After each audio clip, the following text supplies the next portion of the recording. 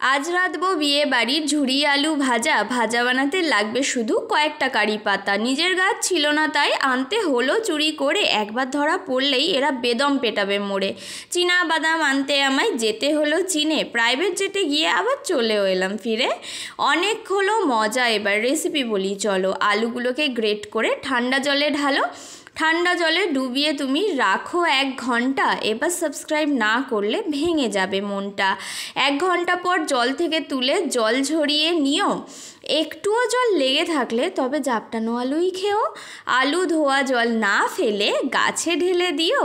এবার কাঠখোলায় তুমি কারি পাতা ও বাদাম ভেজে নিও। পাতা ভাজা হয়ে গেলে গুঁড়ো করে রেখে আলুতে আর বিন্দু মাত্রও জল নেই, তবে আর কি নাও এবার মুচমুচে করে ভেজে।